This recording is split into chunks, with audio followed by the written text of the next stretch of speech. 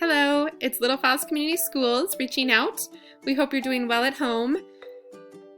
During this time of uncertainties, you might be feeling a little bit of anxiety or a little bit of stress, and there's one piece that we can fall back on that can really bring some normalcy to our days as we move forward with distance learning, and hopefully it's a routine that we can carry on way past this pandemic. And that is really reading at home with your child. So, this video is going to talk about how we as adults in the household can model love for reading for our children, can help our children grow as readers, and I can provide opportunities for my child to build their reading fluency and comprehension. Now, obviously, depending on the age of your child, it's going to look a little bit different for providing comprehension and fluency. But ultimately, modeling the love for reading and helping your child grow as a reader is something that you can impact a child as young as an infant all the way through their academic career. So, as we talk about helping children grow as readers, the first thing that we can do is modeling that love for reading. That was actually our first learning target, and it's a huge component in helping them grow as readers. As the most important person in a child's life, you're the role model that they look up to daily. If they see that you love reading and that you make it a priority, that's something that they're going to instill in their lives as well. And so really showing them that reading is important. And the opposite is even true as well. If you don't care to read much at home, they're seeing that and they're going to instill that so that when they get into school, they might not care much about reading. And it's going to be hard for them to get on that path to becoming a successful reader. It really is true that children are made readers on the laps of their parents. There are many benefits to reading daily at home that we'll go over shortly. So, then comes in reading often. Research shows that reading daily will immensely impact the development of your child from infancy to kindergarten. So, what are those benefits? Well, the first is that cognitive development. Children's brains develop very rapidly in their early years. By reading to them daily, it's improving their language development and helping them think deeper about things, whether it's problem solving, critical thinking, and those pieces that will help them all their life through.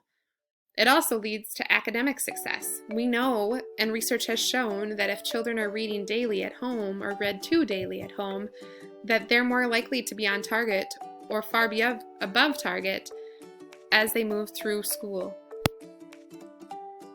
Another benefit is that it increases concentration and discipline.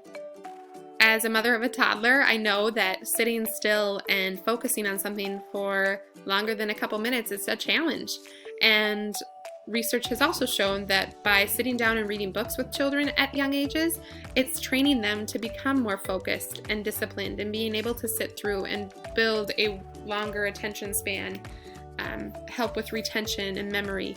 So that's another positive benefit that all comes from reading daily. Ultimately, it also improves imagination and creativity. Children are naturally creative, but they're creative about the things they know. And so opening a world of books to them gives them different windows and mirrors and doorways to see into other types of lives and worlds and things out there, imaginations that maybe they couldn't even come up with on their own. So that's another way to continue to build their imagination and creativity.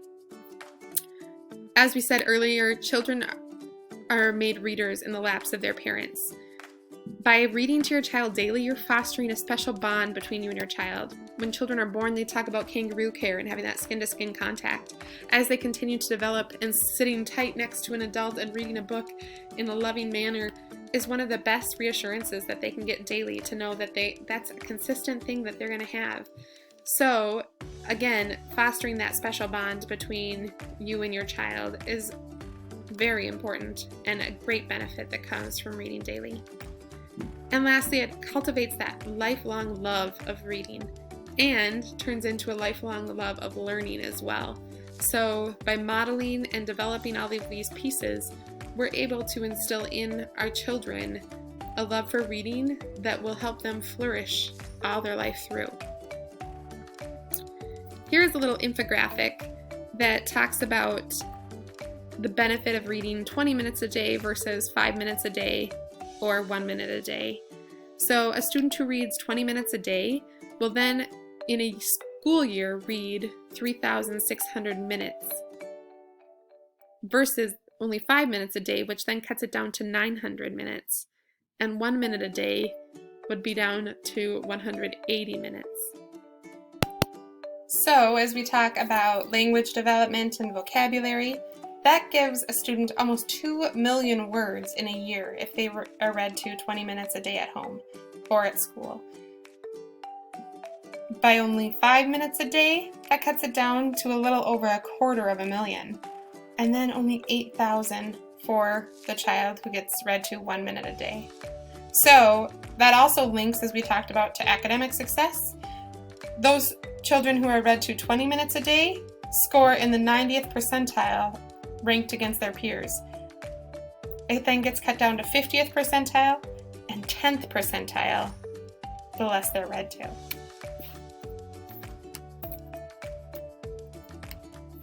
So here's another little infographic about the development, the brain development of a child. So when an infant is born, the first 3 years of their life, their brain is developed 80% in that first 3 years. Then the next 10% happens within another 3 years by the age of 6. So really, by the age of 6, they only have 10% more of their brain to develop. So, and that usually happens between the age of 6 through 25. So J.K. Rowling, an author, writes, "I will defend the importance of a bedtime story to my last gasp." So we've talked about the importance of the brain development and how that impacts children, the bond that comes from reading to a child. We know that this is important, and J.K. Rowling reiterates that. So, as your child gets older and becomes a reader themselves, there are some things you can do as a parent to help them become a reader. And one of those things is encouraging the use of strategies. When a child gets to a word they don't know, don't just tell it to them. Make them work for it a little bit. Instead, ask things like, do you know a part of that word? Can you sound it out? Do the pictures give you a clue? If you skip over it and come back to it, what word would make sense there? Does that look right? Sound right? Make sense?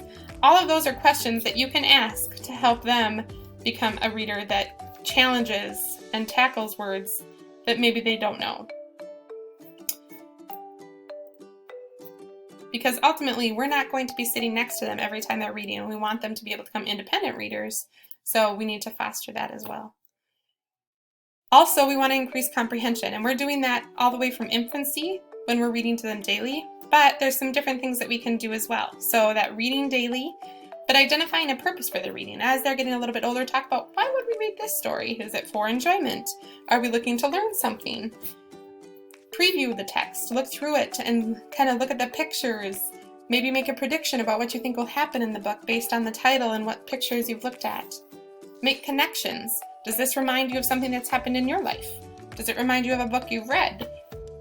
Does it remind you of something that's happening right now in the world? And then summarizing the story is another huge piece that can really help build comprehension. And so by summarizing, you're trying to take a whole story and get it down to just a couple sentences. One thing that, as they get older, challenging them to use even less words to summarize it. So maybe a 10-finger retell, trying to summarize the whole chapter or the story in 10 fingers or 10 words. Also, building their fluency. So fluency is when they are able to read accurately, at a good pace, and with expression. We aren't trying to build auctioneers, but we want them to be able to read fluently so that they don't have to struggle through sounding out words and solving words. And that would free up space for them to be thinking about the comprehension piece of what's happening in the text, what the author is trying to teach us, what the author is telling us about. So, one way to do this is by modeling that fluent reading. And again, this is happening all the way from infancy when you're reading to them daily, but it can also be repeated reading. So whether it's a short section of a book, whether it's a poem, they can practice that reading over and over again to become fluent at it. And then they can share it with a friend or a sibling. Maybe they can call a grandparent during this isolation time at home to read to them. Also, silent reading is really powerful as well. as they're independent reading, you can ask them after they're done some questions about what they read. Ask them to read a section out loud to you and really, again, practice that fluency piece.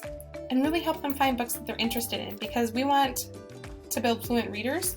We need them to continually practice reading. It's just like at basketball. If you want to become a really great basketball player, you need to practice. So finding books that they're interested in so that it's fun for them and it's something that they enjoy. So lastly, again, finding that passion for reading. Everyone is a reader. Just some haven't found their favorite books yet. So really try and help find their interests. Are they more of a fiction reader or a nonfiction reader? Do they like the real stories? Do they like to learn about animals?